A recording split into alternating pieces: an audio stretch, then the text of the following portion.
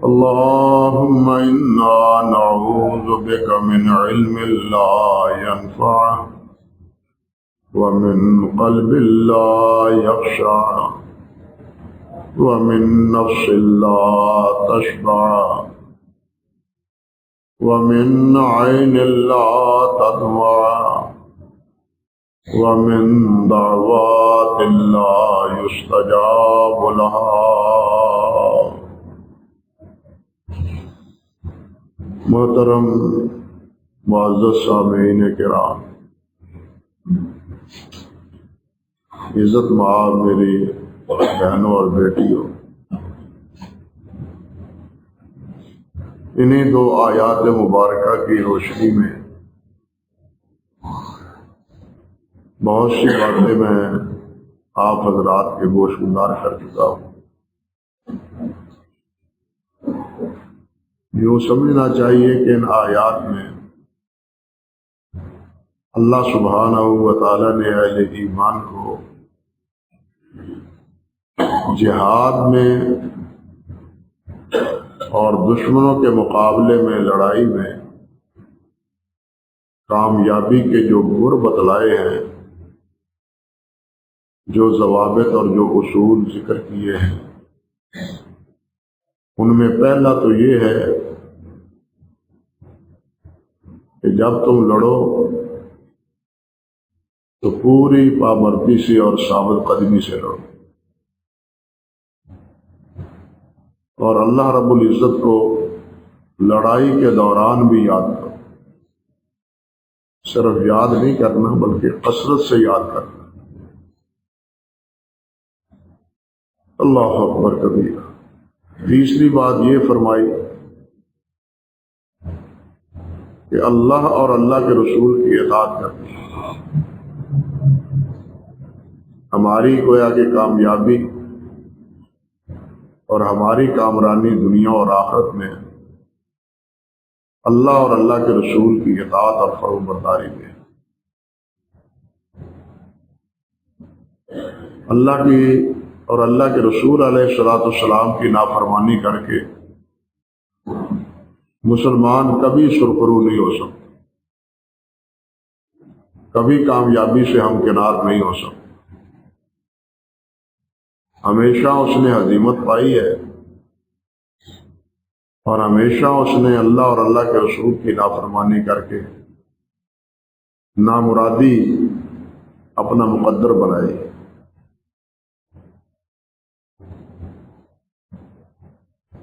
جس طرح کے گزشتہ خطبے میں بھی عرض کر رہا تھا کہ نبی علیہ الصلوۃ والسلام کی ایک نافرمانی کے نتیجے میں حاصل شدہ فتح وہ شکست میں تبدیل ہو گئی تھی۔ غزوہ احد ایک نافرمانی تھی، اور اللہ نے جو ساتھ یہ فرمایا کہ تم نے جھگڑا نہیں کرنا، متحد رہنا ہے، وہ مختلف بھی ہوئے، اختلاف بھی ان میں پیدا ہوا، اور اللہ اور اللہ کے رسول کی نافرمانی بھی کی، جن کا خمیازہ پھر بالآخر انہوں نے اپنی آنکھوں سے دیکھ لیا۔ اللہ ذوالجلال والاکرام نے ایک جگہ نہیں، کئی مقام پر اس بات کی تاکید کی، حتیٰ کہ ایک جگہ ارشاد فرمایا ہے فَلَا وَرَبِّكَ لَا يُؤْمِنُونَ حَتَّى يُحَكِّمُوكَ فِيمَا شَجَرَ بَيْنَهُمْ ثُمَّ لَا يَجِدُوا فِي أَنفُسِهِمْ حَرَجًا مِّمَّا قَضَيْتَ وَيُسَلِّمُوا تَسْلِيمًا۔ کہ تیرے رب کی قسم یہ ایماندار نہیں ہو سکتے، ایمان کا دعویٰ کر لیں لیکن اس کا ایک معیار ہے، اس کا ایک ضابطہ ہے، قاعدہ ہے۔ یہ تو نہیں ہے کہ جو منہ بولا ہو وہی صحیح اور وہی حقیقت پر مبنی۔ فرمایا فَلَا وَرَبِّكَ لَا يُؤْمِنُونَ حَتَّى يُحَكِّمُوكَ فِيمَا شَجَرَ بَيْنَهُمْ، جب تک وہ اپنے تمام معاملات میں آپ کو حکم نہ مان لیں، اور آپ کے فیصلے پر وَيُسَلِّمُوا تسلیما، دل و جان سے تسلیم نہ کر، وَلَا يَجِدُوا فِي أَنفُسِهِمْ حَرَجًا مِّمَّا قَضَيْتَ، اور اپنے دل میں کوئی گھٹن محسوس نہ کرے۔ کتنی پابندی ہے، کوئی مسئلہ ہو اس کے بارے میں اللہ کا فرمان آ جائے، اللہ کے رسول کا فرمان ارشاد آ جائے، تو پھر ہمیں سر تسلیم خم کرنا چاہیے۔ ہمارے ایمان کا تقاضا یہی ہے کہ سمعنا و اطعنا، ہم نے سن لیا اور ہم اس کی اطاعت کریں، اور یہ اطاعت ایسی کہ پھر دل میں کوئی گھٹن نہ ہو کہ اس کے ماننے سے تو بڑا نقصان ہوگا، ہماری عزت اور آبرو خاک میں مل جائے گی، برادری میں ہماری ناک کٹ جائے گی، ہم لوگوں کے سامنے منہ دکھانے کے قابل نہیں رہیں گے، جس طرح کے خوشی کے موقع پر ہمارے ہاں عموماً یہ ہوتا ہے۔ ہم نہ خوشی کے موقع پر اللہ کے رسول کی اطاعت کا لحاظ رکھتے ہیں، نہ غمی کے موقع پر۔ غمی میں بھی ہم اپنے دل کی بھڑاس نکال لیتے ہیں، اور خوشی میں بھی ہم بالکل یوں سمجھیے کہ مادر پدر آزاد ہو جاتے ہیں۔ یہی تو دو مرحلے امتحان کی ہوتے ہیں کہ خوشی میں تم کیا کرتے ہو اور غمی میں کیا کرتے ہو۔ خوشی کے موقع پر تو تمہیں شکر کرنا چاہیے، اور غمی کے موقع پر تمہیں صبر کرنا چاہیے۔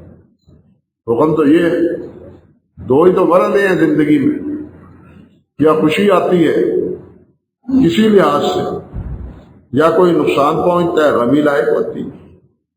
دونوں کے بارے میں اللہ اور اللہ کے رسول صلی اللہ علیہ وسلم نے فرما دیا کہ اگر کوئی تکلیف پہنچے، پریشانی آئے تو تم نے صبر کرنا، اور اگر تمہیں اللہ انعامات سے نوازے، نعمت حاصل ہو تو اس پر شکر کرنا ہے۔ لیکن ہم شکر کی بجائے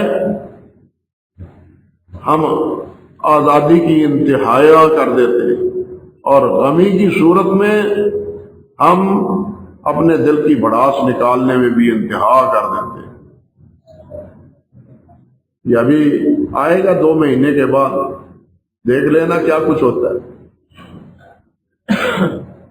اللہ معاف فرمائے۔ دونوں اعتبار سے ہم یوں سمجھیے کہ فیل ہے، ناکام ہے۔ اللہ اکبر کبیرہ۔ اور یہ ایک تاریخی حقیقت ہے،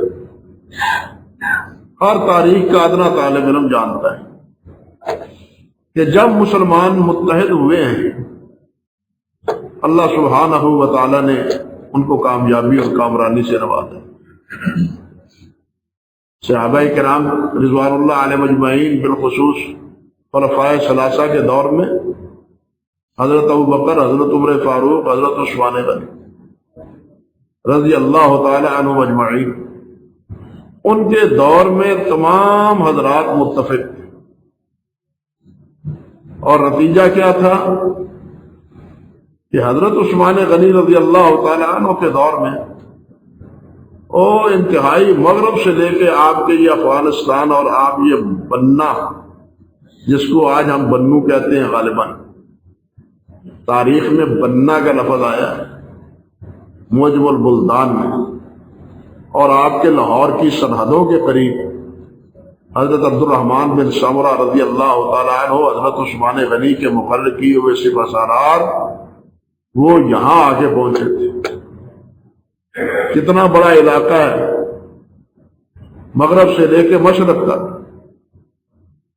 اور مشرق میں روس کی سرحدوں تک صحابہ کرام رضوان اللہ علیہ مجمعین حضرت عثمان غنی رضی اللہ تعالیٰ عنہ کے دور میں نکلے۔ حضرت عثمان غنی رضی اللہ تعالیٰ عنہ کے بعد صوبہ اتفاق دشمنوں نے بڑی چیرہ دستیوں سے اور بڑی سازشوں سے مسلمانوں کو باہم آپس میں لڑا دیا۔ یہ ایک حقیقت ہے۔ ان کا وصف تو رحماء بینہم اللہ نے بیان کیا ہے، اللہ نے بیان کیا رحماء بینہم، ان کے ہاتھوں ایک دوسرے قتل ہوئے ہیں، تو یہ ایک خاص سازش کا نتیجہ ہے، لیکن اس کا وزر کیا ہوا، نتیجہ کیا نکلا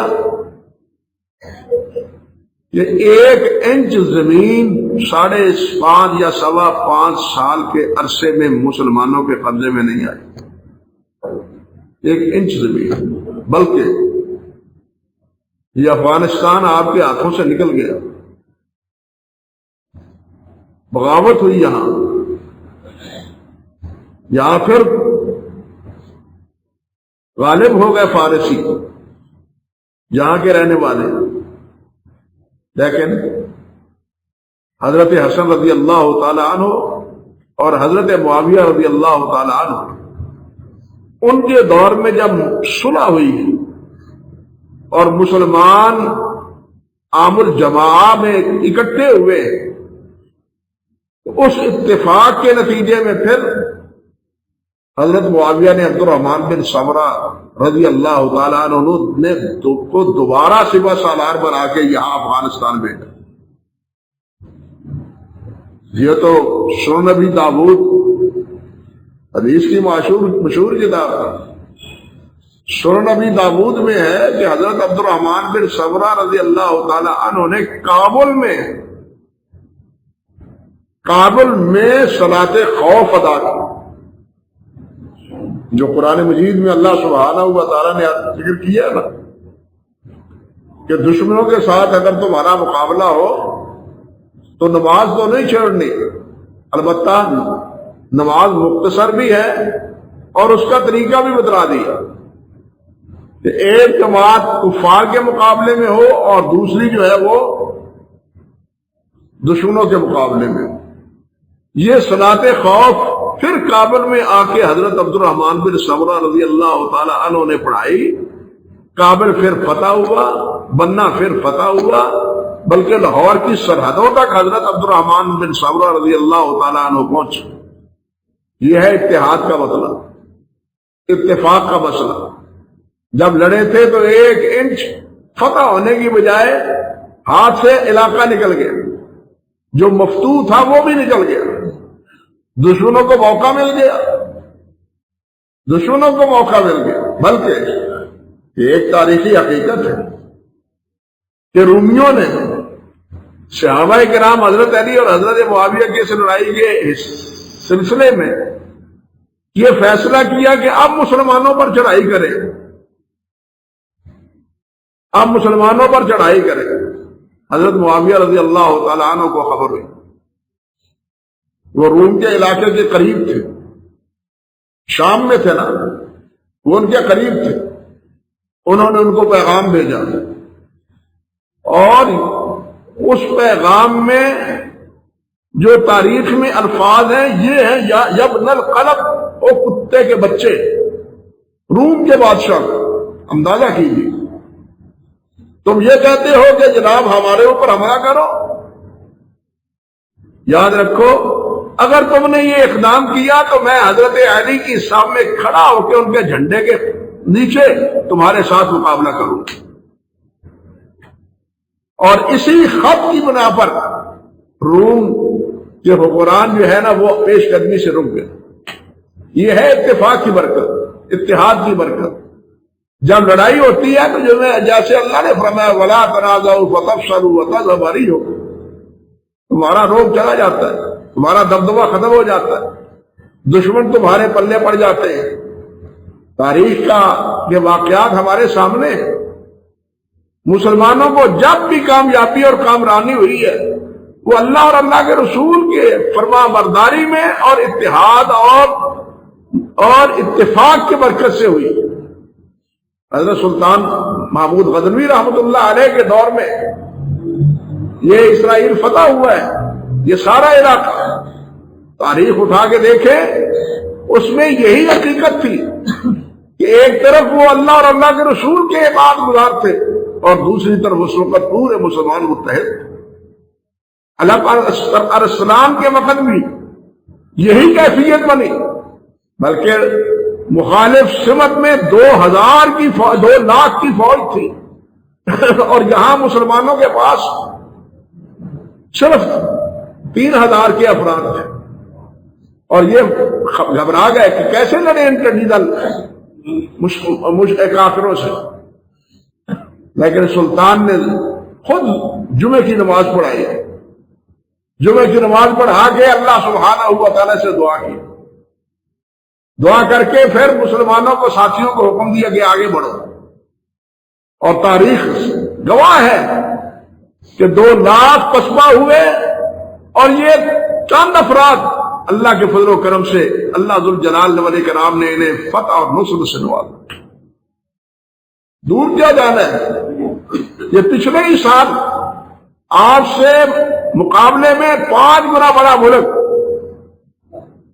ہر اعتبار سے قوت اور طاقت اس کے پاس، پیسہ اس کے پاس، فوج اس کے پاس، اسلحہ اس کے پاس، لیکن جب نیل نے اللہ ذوالجلال اس کو صحت دے، اللہ سبحانہ و تعالیٰ اس کے ایمان میں مزید پختگی دے، وہی انداز صبح کی نماز پڑھی ہے، آپ پڑھائی ہے، نماز پڑھ کے اللہ سے دعائیں کی ہیں، اور دعائیں کرنے کے بعد پھر اللہ سبحانہ و تعالیٰ سے مدد مانگ کے پھر حملے کا آغاز کیا ہے، اور جو نتیجہ ہے پھر وہ آپ کے سامنے ہے۔ اور اس وقت بھی پوری قوم پاکستان میں ساری متحد تھی، اپوزیشن کیا ہو یا دوسرے کیا ہو، یعنی ایک طرف اللہ کی طرف رجوع ہے، اللہ کی اطاعت اور اللہ کی فرما برداری اور اللہ سے مدد ہے مانگنا ہے، اور دوسری طرف قوم متحد۔ یہی 2 چیزیں کلید کامیابی ہے، یہی 2 چیزیں کلید کامیابی ہے۔ جس قوم میں اللہ اور اللہ کے رسول کی اطاعت نہیں ہوتی، جو قوم متحد اور متفق نہیں ہوتی، وہ کبھی کامیابی سے ہمکنار نہیں ہو سکتی۔ آج دکھ کی بات ہے، دکھ کی بات ہے، 50 ریاستیں مل کے ایک امریکہ بن جاتا ہے، یہ 52 ریاستیں مسلمانوں کی مل کے ایک مسلمان ریاست کیوں نہیں بنتی؟ ان کا دفاع، وہ نیٹو بنا لیتے ہیں ایک دفاع کے لیے، مسلمان کا نیٹو کیوں نہیں بنتا؟ یہ خود متحد کیوں نہیں ہوتے؟ ان کی فوج ایک کیوں نہیں بنتی؟ نہ بننے کے نتیجے میں آپ آج خائب و خاسر ہو کے بیٹھے، ذلیل اور رسوا ہو رہے ہیں۔ نتیجہ کیا ہے؟ اللہ معاف فرمائے، وہی جو اللہ سبحانہ و تعالیٰ نے یہاں فرمایا۔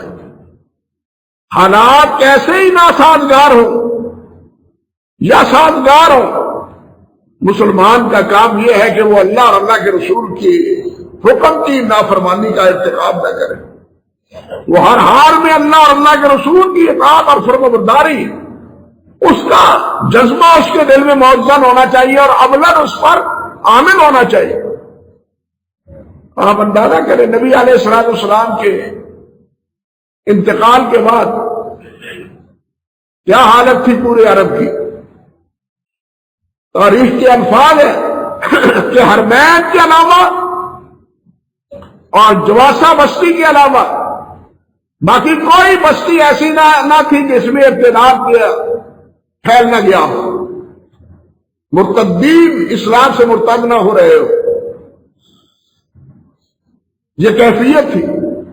نبی علیہ السلام نے اپنے آخری ایام میں سوموار کے روز نبی علیہ السلام کا انتقال ہوتا ہے، ہفتے کے دن نبی علیہ السلام حضرت اسامہ رضی اللہ تعالیٰ عنہ کو بلا کے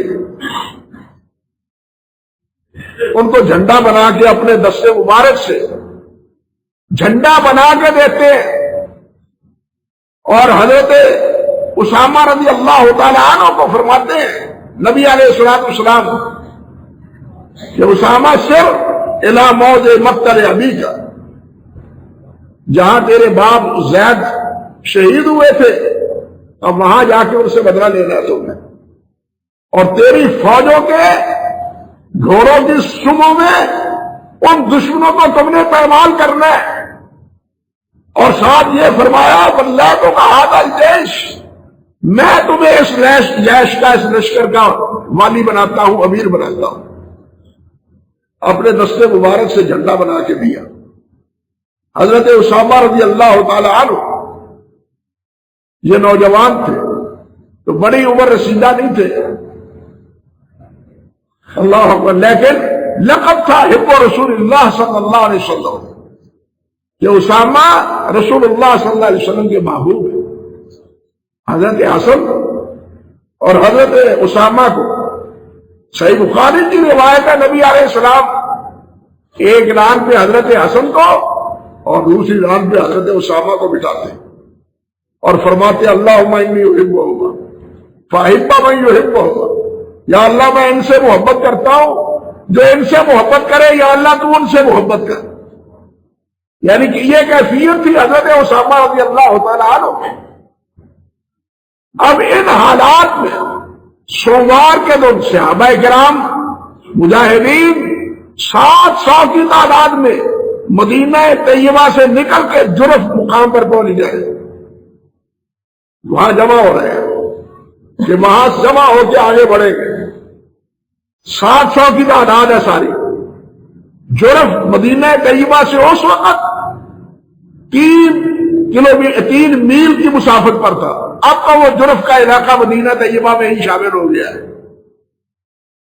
اب وہ علیحدہ اس کی پہچان نہیں رہی۔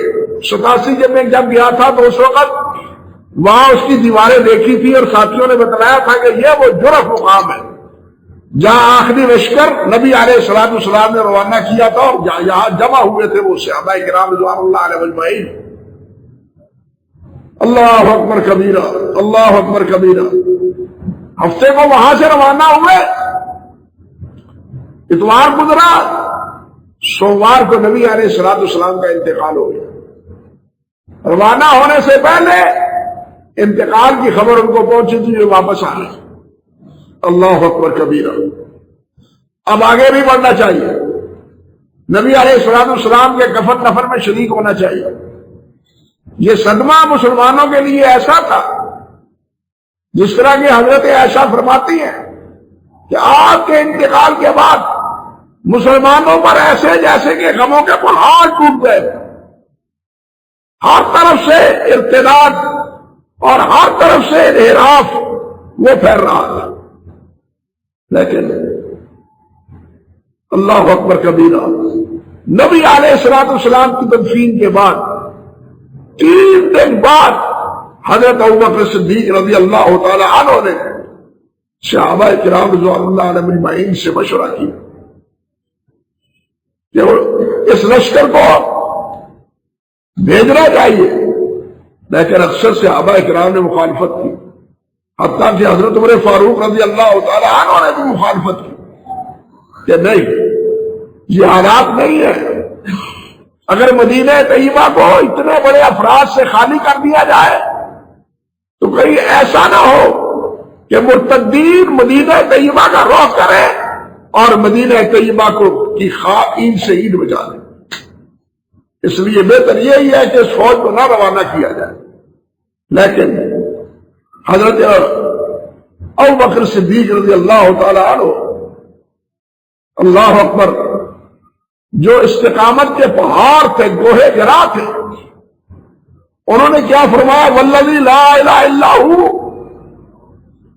اس اللہ کی قسم جس کے علاوہ کوئی الہ نہیں، لو جرت الکلاب بارجل ازواج النبی صلی اللہ علیہ وسلم ما ردت جیش وجہہ رسول اللہ صلی اللہ علیہ وسلم ولا حللت لواء عقدہ۔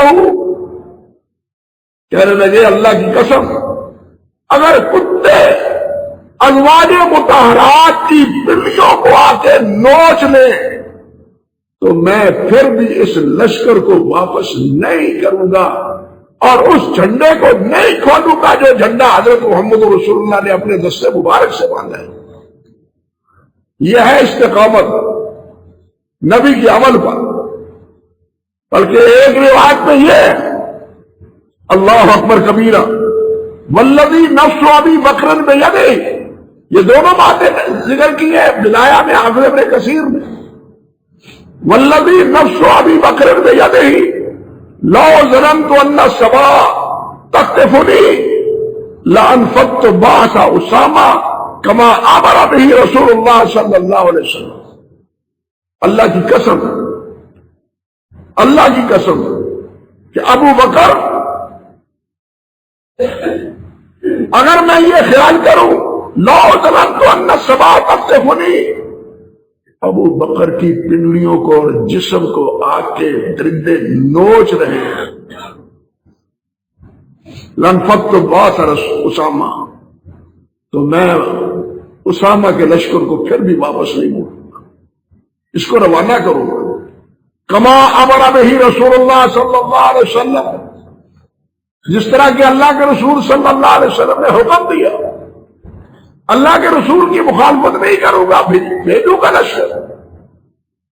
انصار اکٹھے ہوئے، مہاجرین بھی اکٹھے ہوئے، وہ کہنے لگے اچھا ایک مشورہ دیتے ہیں ابو بکر کو، وہ یہ اسامہ نوجوان ہے، بڑی عمر کا نہیں ہے، اتنا تجربہ کار نہیں ہے، اس کی بجائے کسی شاہ سوار کو لشکر کا امیر بنا کے روانہ کیا جائے۔ اگر آپ نے بھیجنا ہی ہے تو کسی شاہ سوار کو اور تجربہ کار کو بھیجے، اسامہ کو امیر نہ بنائے۔ اللہ اکبر کبیرہ۔ اور اپنا نمائندہ مقرر کر کے حضرت عمر فاروق کو حضرت ابوبکر صدیق رضی اللہ تعالیٰ عنہ کے پاس بھیجا کہ ہماری بات کریں، ہمارا مشورہ دیں امیر المومنین کو۔ وہ گئے حضرت عمر فاروق رضی اللہ تعالیٰ عنہ، حضرت ابوبکر صدیق رضی اللہ تعالیٰ عنہ کے پاس، لیکن انہوں نے کیا فرمایا؟ ثقلت کا امو کا ابن الخطاب، او خطاب کے بیٹے تجھے تیری ماں گم پائے۔ استعملہ رسول اللہ صلی اللہ علیہ وسلم، اسامہ کو امیر بنایا ہے اللہ کے رسول نے، وتامروننی ان انزعہ، اور تم مجھے حکم دیتے ہو کہ میں اس کو ہمارے سے ہٹا دو۔ میں اللہ کے رسول کی کیسے مخالفت کروں؟ میں اللہ کے رسول کی مخالفت نہیں کر سکتا۔ حضرت عمر فاروق رضی اللہ تعالیٰ عنہ پریشان ہو کے واپس لوٹے۔ انصار جمع تھے، کیا جواب ملا؟ پوچھا کیا جواب ملا؟ کہنے لگے کیا جواب ملنا تھا، مجھے تو جھڑکی پڑی ہے، اور ان کی وہ جھڑکی بجا ہے، ان کا شکوہ بجا ہے۔ وہ کہتے ہیں جس کو اللہ کے رسول نے امیر بنایا ہے، میں اس کو امارت سے معذور کس طرح کر سکتا ہوں؟ سب خاموش ہو۔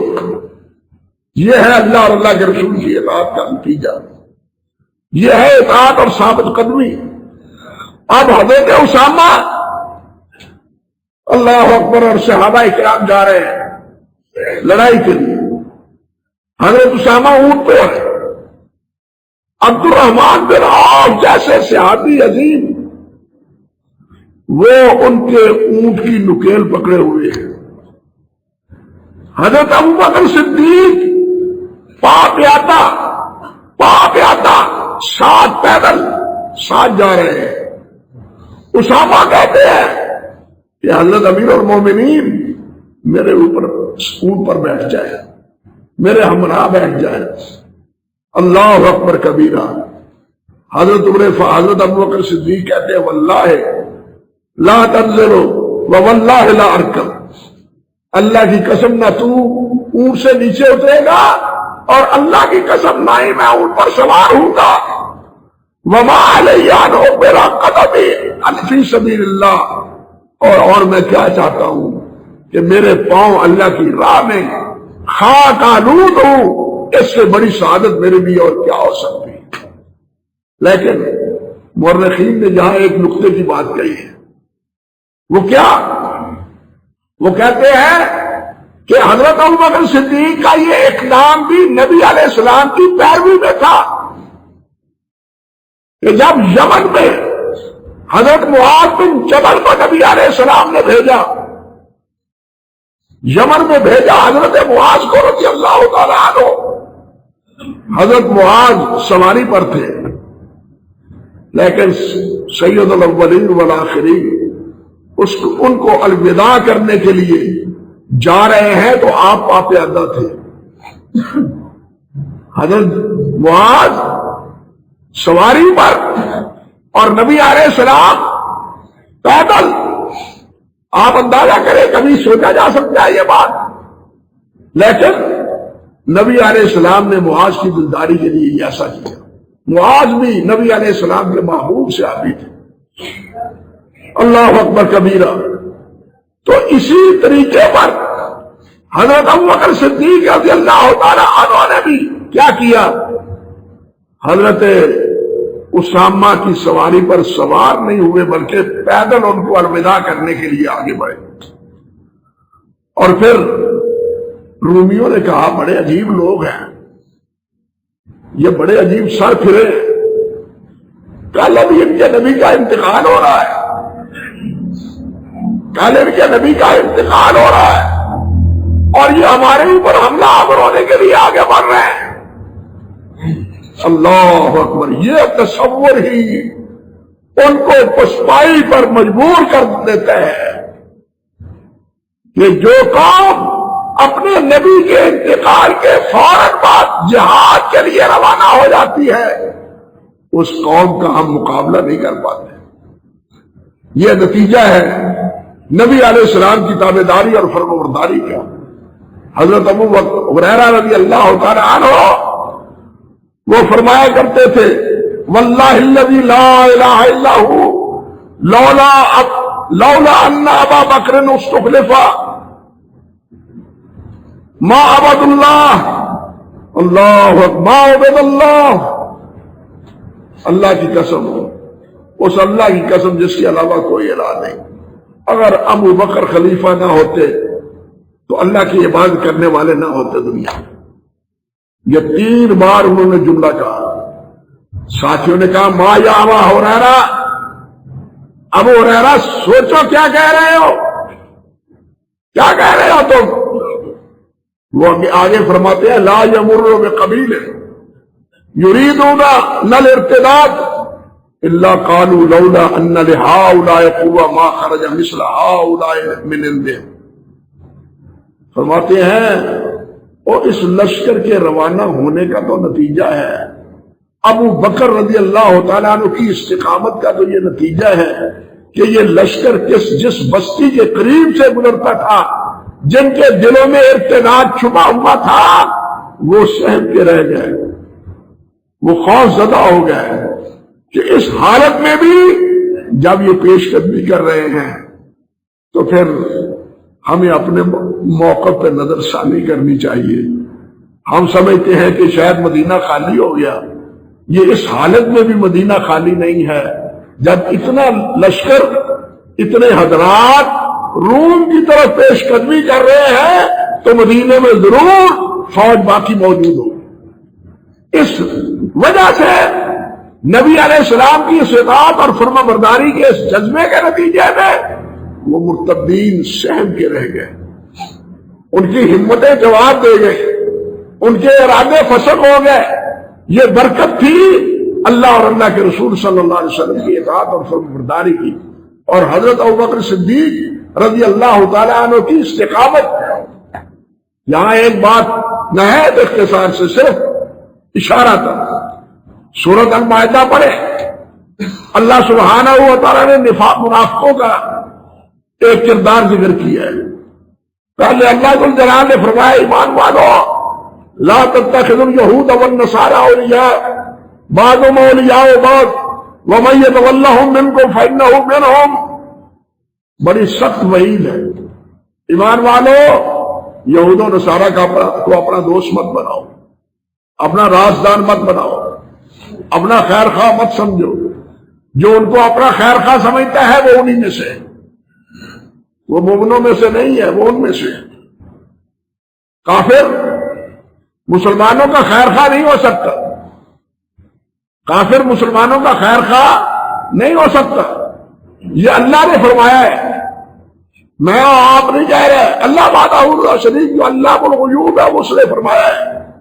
اور آگے سنیے فرمایا فطر الذین فی قلوبہم مرض یسارعون فیہم. آپ دیکھیں گے جن کے دلوں میں بیماری ہے.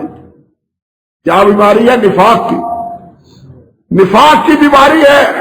یسارعون فیہم، وہ جلدی جلدی ان کو ملتے، در پردہ بھی ملتے، جلدی جلدی ان کے پاس جاتے۔ یقولون نخشی ان تصیبنا دائرہ، اور ڈر ہے کہیں کوئی چکر ہی نہ چل جائے، یہ یہودی کامیاب ہی نہ ہو جائیں جو مدینے میں ہیں، اور ہم غالب ہونے کی بجائے مفتوح ہو جائیں، کوئی الٹا چکر ہی نہ چل جائے۔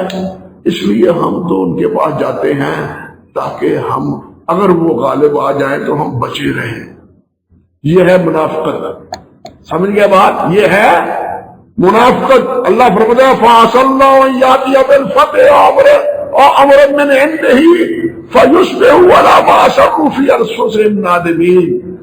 اللہ سبحانہ و تعالیٰ مسلمانوں کو فتح اور نصرت سے نواز دے تو ان کی ساری یہ کرتوتیں ندامت، شرمندگی کا باعث بنے گی، اور پھر بنی بھی یہ شرمندگی کا باعث، وہ بنو نذیر میں ہو، بنو قریظہ میں ہو، یا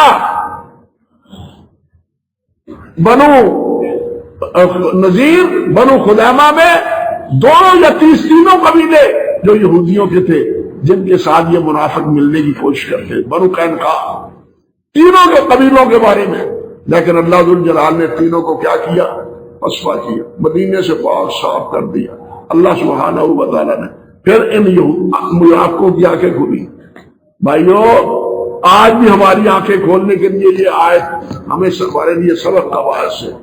آج بھی ہم کہتے ہیں ان یہودیوں کے باہر ہے، ان عیسائیوں کے بغیر ہے، اس امریکہ کے بغیر، اس برطانیہ کے بغیر، یورپ کے بغیر ہم چل ہی نہیں سکتے، ہم کامیاب ہو ہی نہیں سکتے۔ اور یار اگر ان کو دوست نہ بنائیں تو مصیبت پڑ جائے گی۔ آج بھی وہی جولے ہیں جو اس وقت کے منافقوں کے۔ ہمیں سوچنا چاہیے کہ ہمارے ڈانڈے مومنوں سے ملتے ہیں یا منافقوں سے ملتے ہیں، ہمارے قول اور ہمارے افعال وہ کافروں کے ساتھ ملتے ہیں، منافقوں سے ملتے ہیں، یا مومنوں اور اہل ایمان کے ساتھ ملتے ہیں۔ اللہ سبحانہ و تعالی ہمیں مومن بنائے، ایماندار بنائے، مومنوں کو متحد اور متفق کرے، اہل ایمان کو ایک اور نیک کرے، اور اہل ایمان کو اپنے مشترکہ دشمن پہچاننے کی توفیق عطا فرمائے، جن کے بارے میں خود اللہ نے فرمایا ان اشد الناس عداوۃ للذین آمنوا اليہود والذین اشرکوا، سب سے زیادہ بڑے دشمن تمہارے یہودی ہیں اور دوسرے نمبر پر مشرک۔ یہ حنود اور دونوں قدرہ مشترک، ان میں کئی اشتراک ہے، گاؤں پرست دونوں ہیں، بت پرست دونوں ہیں، اور دونوں کا گھر جوڑ اب بھی ہے، سب جانتے ہیں۔ اور اللہ نے فرما دیا سب سے پہلا نمبر یہودیوں کا ہے اور ان کے بعد 7 مشرکوں کا ہے، اور آج ان دونوں کا گھر جوڑ ہمارے سامنے ہے۔ اللہ سبحانہ و تعالی ان کی شرارتوں سے، ان کی دشمنیوں سے اللہ تعالیٰ عالم اسلام کو محفوظ رکھے، پاکستان کو محفوظ رکھے، مسلمانوں کو محفوظ رکھے، اور مسلمانوں کو اپنے حبیب کا تابعدار اور فرمانبردار بنائے، اور ان کو متحد اور متفق بنائے۔